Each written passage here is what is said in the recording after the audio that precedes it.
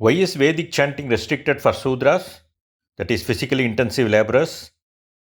To approach this question, we must first understand the foundations of Ayurveda, the ancient medical system that shaped health and social practices in Bharat until the 18th century. In Ayurveda, the five Vayus are described as vital currents moving in different directions: Pranavayu, Apanavayu, Samanavayu, Vyanavayu, and Udanavayu. Each has its own domain, and balance among them is essential for health. Just Apanavayu plays a vital role in women. Vyanavayu, which circulates outward, distributing nutrients and energy throughout the body, plays a vital role in intensive physical work.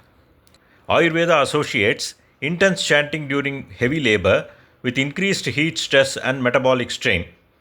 Modern physiology similarly shows that prolonged vocal exertion during physical work can increase oxygen demand, divide energy between breathing and movement, disrupt breathing balance, and reduce core stability during exertion.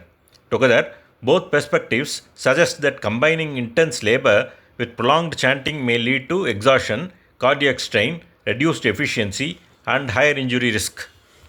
Vedic chanting is a profound physiological act, but it is not one that should be performed in a state of exhaustion. When we engage in heavy physical work, whether it is an intensive labor, a high impact treadmill session, or even a deep house cleaning or shifting of office, our body undergoes significant shifts. Heart rates climb, oxygen demand spikes, and CO2 levels rise. To recover, the body needs to breathe freely and rapidly. Vedic chanting, however, imposes a rigid rhythmic meter on the breath. If we chant too soon, we force a respiratory conflict. The body is trying to expel CO2, but the chanting rhythm holds the breath back.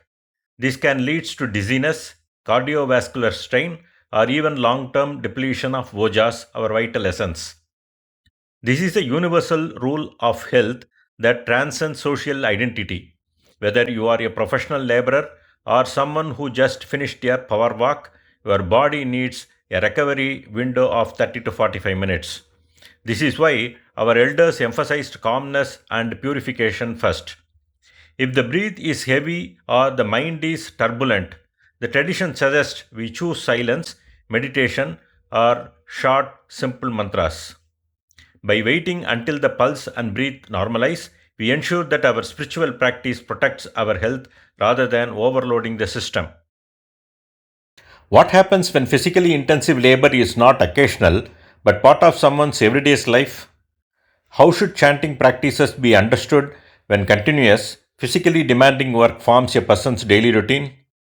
If labor is so continuous across days, in other words, the labor intensive work is the daily routine, the body may require longer rest time.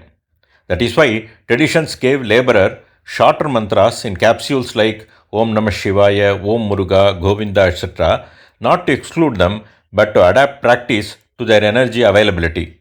For those in daily intensive labor, chanting is not excluded but adapted. The conclusion is clear. Ayurveda's guidance is not about denying spiritual practice to laborers but about protecting health. The path is inclusion through adaptation. Every person can chant, but the form must suit their duty and physical condition. The philosophical goal of moksha, liberation, or mukti, spiritual freedom, is considered the same for both detailed Vedic chanting and simplified mantra repetition. Therefore, it does not mean laborers should not chant, it simply means they need not chant in the same form as others. Next, we have included 5 medical studies that relate directly to these points. Each slide will appear briefly. We will skip through them every 3 seconds. If you would like to explore any of these in detail, please pause the video and take a closer look. These studies provide strong scientific support for the concepts we have discussed.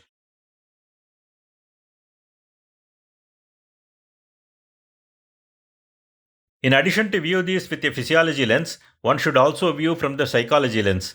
When a laborer finished their intense physical work at dusk, their willpower and mental energy were completely depleted.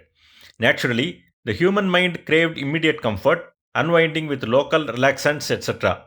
Transitioning from that state of physical exhaustion and darkness into a highly rigid, mentally taxing system of Vedic chanting, which records strict behavioral codes, non meat diets, and absolute abstinence, was culturally and psychologically very difficult for a laborer to follow. The tradition recognized this. It did not exclude laborers, it met them where they were.